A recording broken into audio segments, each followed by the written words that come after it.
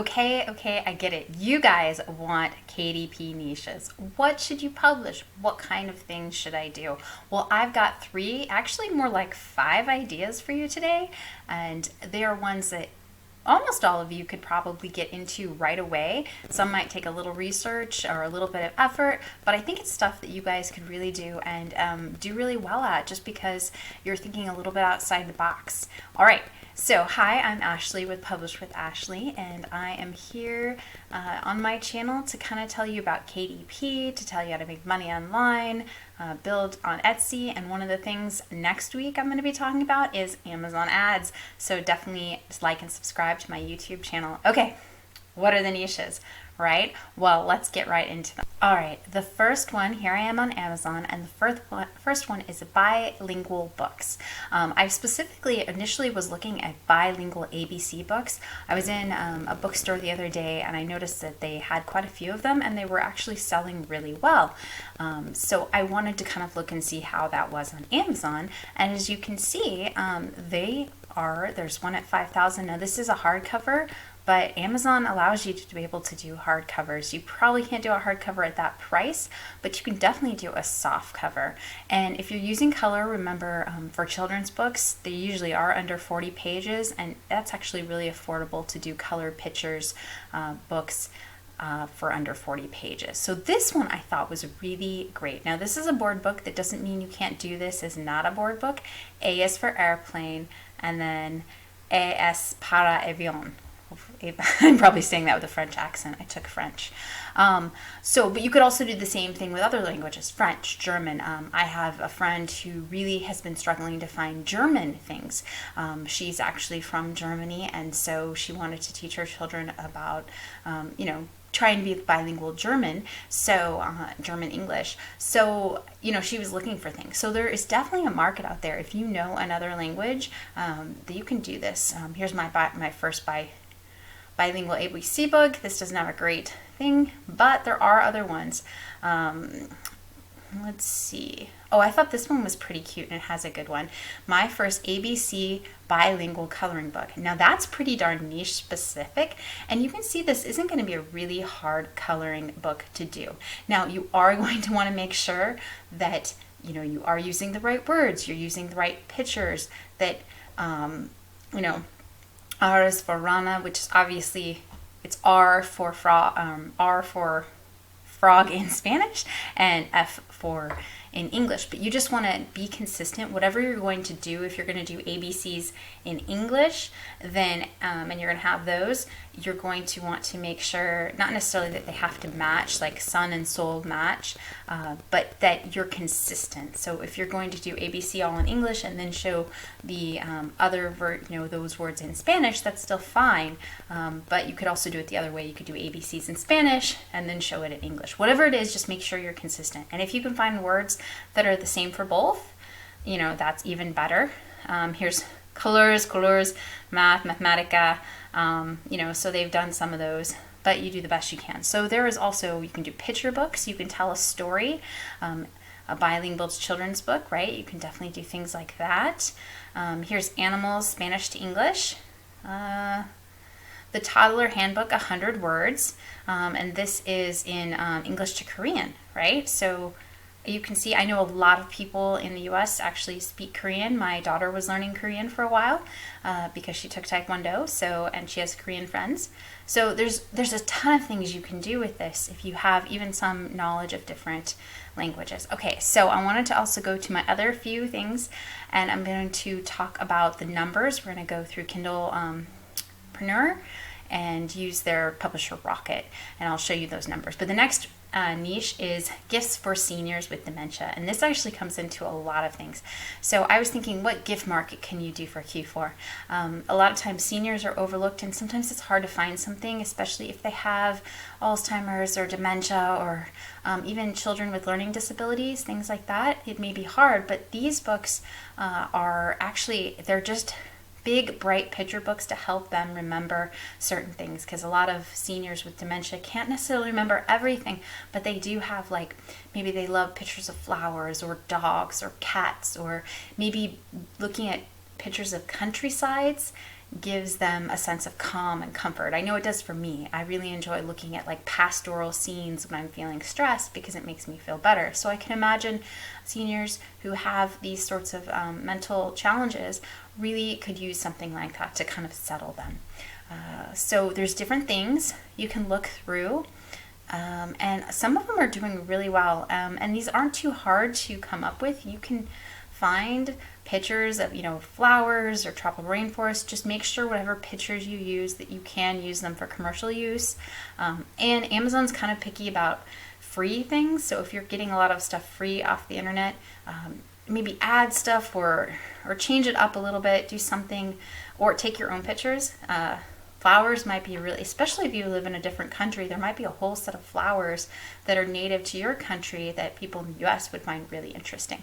So, don't discount the fact that you could take your own pictures for these sorts of books, because these in particular are just picture books. There's no words. It's just pictures. Okay, so I thought those would be really interesting. Let's see. Now this one I thought of, I actually saw this one and I was it makes sense. I have a freshman who went off to college this year, and it's kind of like, as a mom, letting go, right?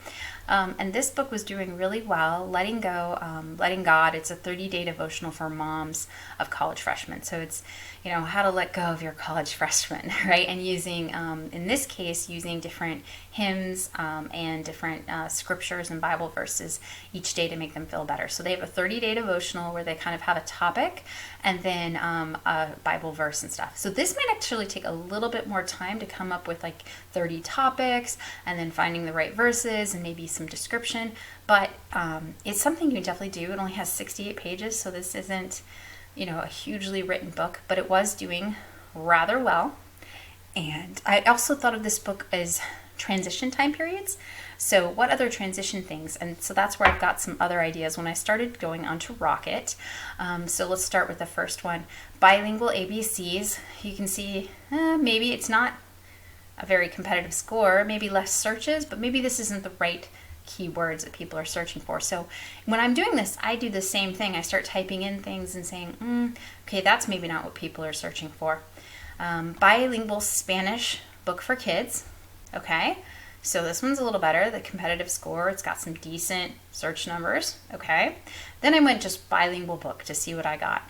Well, I've got, let's see, what one did I think was really cool? Okay, bilingual books about families.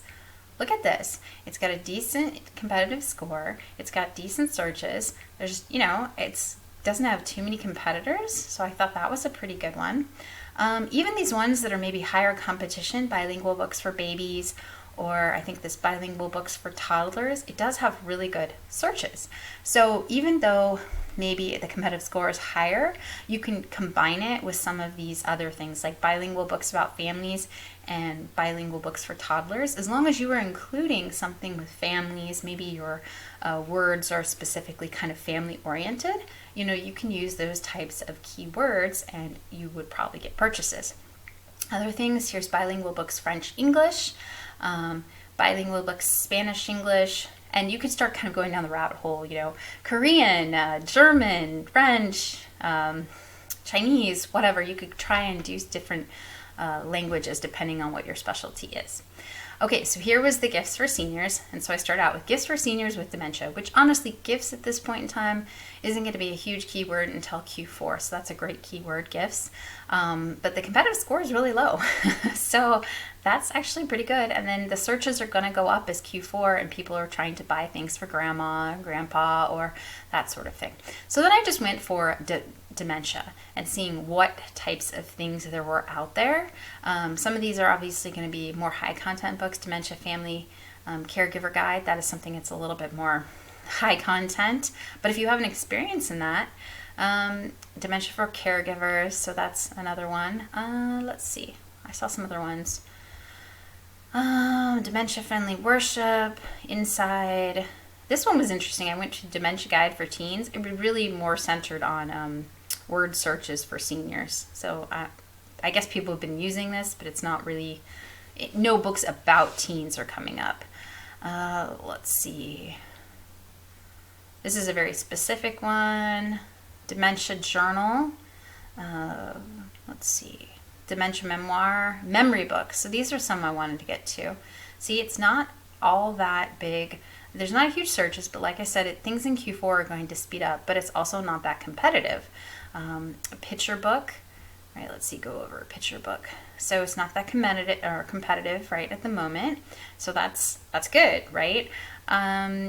The dementia products for elderly. This is one I thought was really good because a book is a dementia product for the elderly. It gets a lot of searches. It's a competition score of 25. And one of the things I thought about when seeing this is you can actually, if you create something like this and use these keywords, you can actually use your product. You can do a product ad on EMS ads, so Amazon ads. You can do a product ad that are actually would put your book advertisement on products, not just books, but other things that maybe people are searching for. So you could do a search in Amazon, see dementia products for elderly and see what comes up, and then actually put your Amazon ad on those products that are really successfully selling and have good sales rank. There's puzzle books. This is obviously a more competitive one, but you can see picture books, products for elderly, memory books, memoir. There's a lot of things you could actually do. So this got me thinking, like other things. So I went, this is Mother's Devotional. You can see high competitive score, not that many compared to the score, so maybe not, but I kind of got going. Mother, kids going to college. Doesn't have a huge competitive score. There's some searches for it. So when changes in our lives occur, like your kids going off to college or being an empty nester or various things, people are trying to find books, comfort, things to do. So I kind of got on this track of, okay, letters to mom, college. It's not a hard competitive score, but I really didn't find anything that I liked when I started looking on Amazon. Letters to my baby. I thought this was a great one. So, right, we were talking about changes in our lives. So I was thinking, okay, sending your kid off to college, but what about when they're a baby? Then you can write these letters to your baby and then send them off to college with these letters, which would probably embarrass them. But apparently it is a thing. Here's letters to my baby. Here's one. Letters to my baby journal, right? It doesn't, it's not huge monthly earnings, but it gets a decent amount of searches. It has a low competitive score. I looked at some of the stuff on Amazon, and there are books out there, but some are cuter than others. So you could definitely create a really cute, and this would be a good one to do in color. To do it in color, to sell it for a higher price point, like $14.99 or something like that, and do it in color, because people don't want these like boring, just blank pages. They want something that looks pretty. So you could do like letters to my baby journal, and what you could do is you could do prompts and then do it in color, and so that the prompt would give them something. It's hard when you're staring at a blank page what to write. So you can say, baby, I remember when I first brought you home. Baby, I remember when you took your first bath, or I remember when you took your first steps. That would be such a cherished gift for them, because my kids are always asking things, and even when they're older, or I hope all these things for you, or you can have all these prompts and do it in color. Oh my gosh, it would be beautiful. It'd be a really, really beautiful gift for somebody. So there's my idea. There's so many ideas, you guys. I love looking for niches. Okay, so that's kind of what I have, but you can start thinking, what do people need? In the sense, I was going with ABCs, bilingual, gifts for seniors. Gifts are going to be huge in Q4, so really think what kind of gift items. The ones with the devotional, I was thinking gift items, but also changes in life. So having a baby, your kids going to college, kids driving. There's all sorts of changes in people's lives. So it's kind of think what changes in people's lives: weddings, divorces, death. There's a lot of big changes in our lives that disrupt, and what kind of things can you create to offer comfort, to offer help, to offer hope. If you start thinking in those lines, like really for all of these, I want to say for the bilingual, the dementia, and the kids, various kid things, do it with the idea to get something really good out there. Really think about it, make it useful to the person, because just because it's a niche that's open and has a need doesn't mean you should just throw something out there and cross your fingers. Put something out there that is well thought out. It's really thinking about the audience and helping the audience. If you're trying to teach bilingual ABCs, make sure everything is correct. Make sure you're consistent.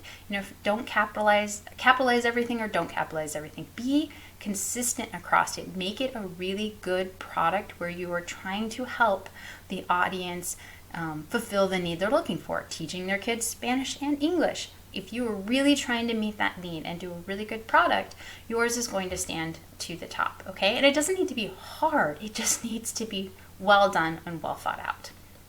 Okay, so that's the niches I have for you guys. Please like and subscribe to my YouTube channel. Please give comments. I hope you guys are super excited about some ad tips for next week, and I'll see you in my next show. Bye.